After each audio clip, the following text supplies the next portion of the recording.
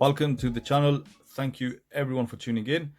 Today's video is going to be a mini review, but it's going to be more of an exhibition video, just showing you my latest acquisition. Here is my Seiko baby tuna, the yellowfin edition. So this video, just going to talk a little bit about the watch. Of course, I'll cover specs and dimensions, and let's just have a look at this beautiful beast of a watch. Now, I did a state of the watch collection video end of last year in December, and I mentioned that there was a few watches from Seiko I had an eye on, and the baby tuna happened to be one of those. Now, I've been patiently waiting ever since then. We're in what, mid-March now, nearly coming towards the end of March actually, and I got this in just a couple of weeks ago, and I'll tell you something, I've not took it off since I got it. I'm absolutely in love with this watch. And you know what, as good as it looks, it fits even better. It wears really nice as well, and as you can see, I've took it off the usual bracelet they come with, which is like the monster bracelets but just a size bigger, and I put it on this beads of rice bracelet. Now you guys are probably gonna ask where I got the bracelet from. I'm just testing a few bracelets out, so once I have them in stock, I will let you know about this bracelet. It's actually a very nice chunky bracelet, and it's grown on me. I wasn't really sure if it'll fit this watch, but it has actually grown on me.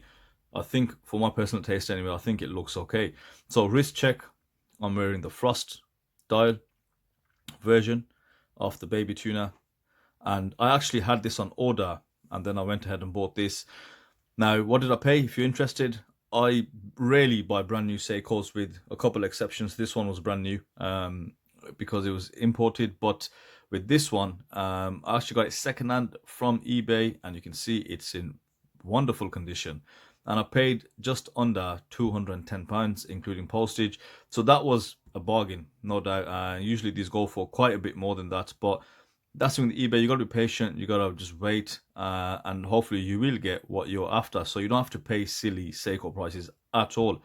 And I think when these come out, they would have only been around the 400 mark, because these are your just entry-level dive watches. Ultimately, that's all they are.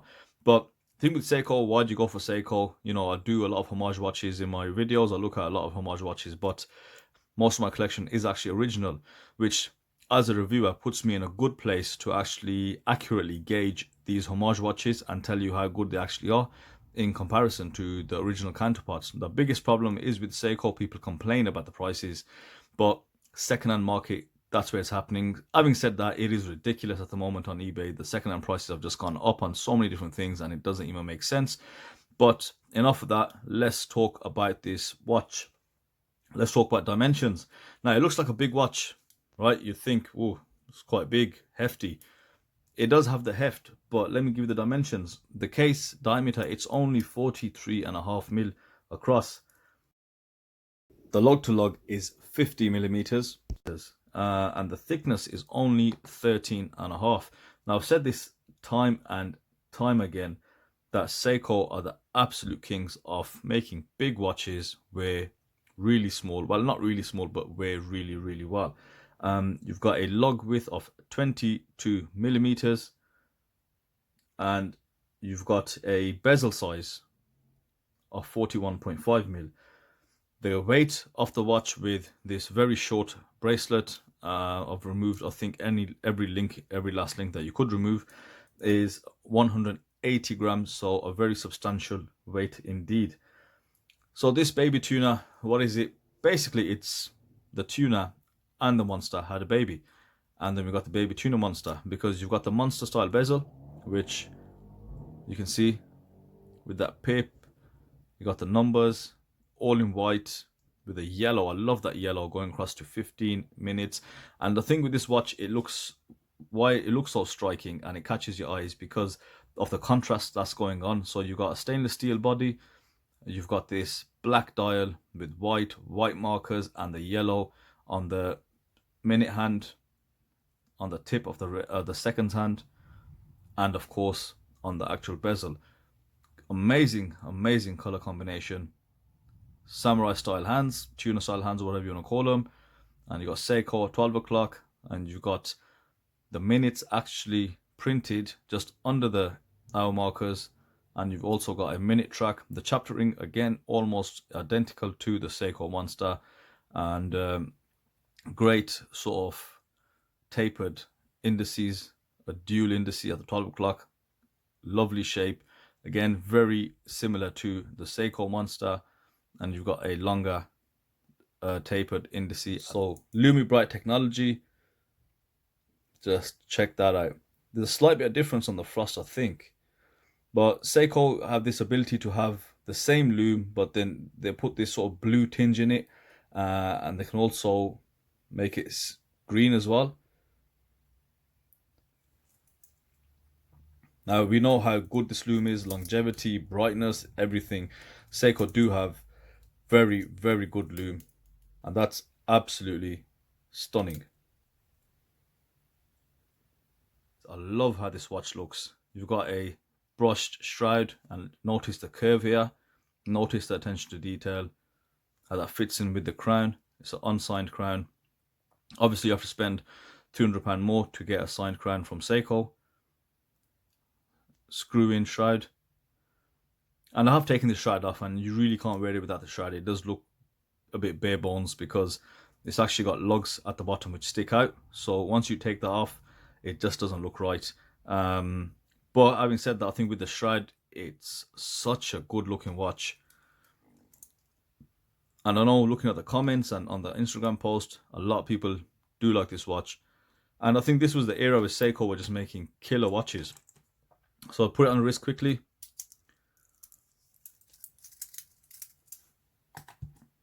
And you know, of course, on this channel I've reviewed so many tuners, and I think what comes closest, I'd say, I don't know really. I think the Proxima does a good job.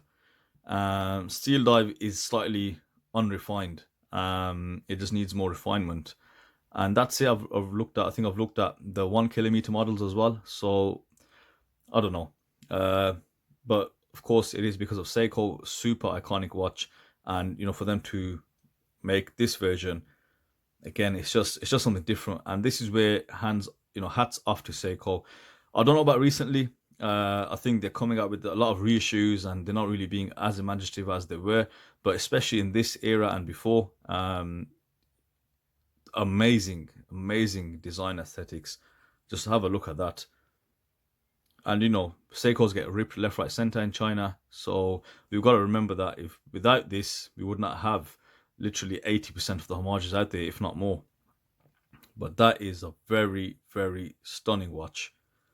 And of course, I want to do an independent video, but I don't think there's any need. I can show you the frost style. Just have a look at that pattern. Now, they also do a frost monster.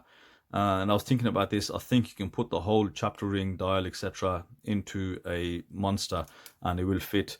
But same dial construction, but it's all about this dial. Let me drop the ISO for you guys, so I'll give you, see if we can give you, just have a look at that.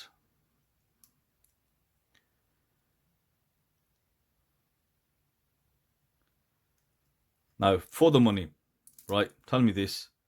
Who else has dial game this strong?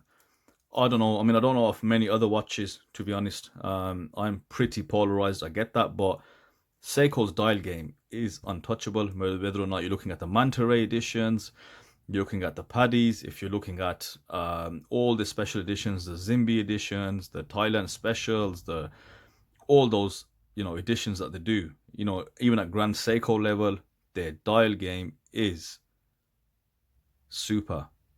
Just have a look at that. And this adds another dimension to watch collecting. You know, I've got two of them, exactly same watch, but they look different, so it's totally justifiable. And you know, they give off a totally different look, and it's, you know, why you would buy the watch. And I totally understand people who spend a lot of money on certain editions. I totally get it, you know. It's just speechless. Functionality, bezel wise, the bezel on this is quite stiff. Now, Seiko are not known for bezel consistency. Every Seiko I've got, the bezels sound different on every single one. So this one is very tight. I don't think it's being used as much. I did try to open it, but it was unsuccessful, so I didn't really want to force it in case I damage it. That's not something I want to do. But alignment wise, it lines up spot on. Okay, it lines up with the chapter ring. But having said that, I take it back. The chapter ring slightly off from, it depends how you look at it really. And I think it is, from a design perspective, not very easy to align. So you can see the chapter ring there, it's just off the center of the 12 o'clock, that split and the pip. But you do have a slight bit of back play, but that's due to the mechanism of how it's made. You've got the click spring that Seiko use, and it's different to this one.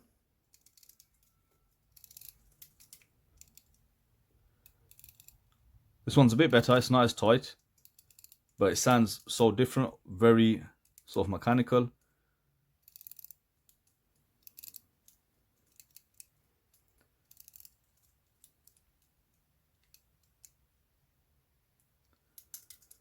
I'd hate to imagine if you actually were diving with this, how the hell would you turn it?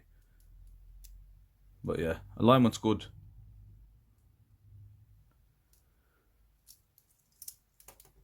But there we have it, the two baby tuners from Seiko. And whoever else owns one, let me know, put some comments in the comment section below. Absolutely love these two watches. Alright guys, that's it for me. Thank you everyone for watching, and I'll see you on the next video.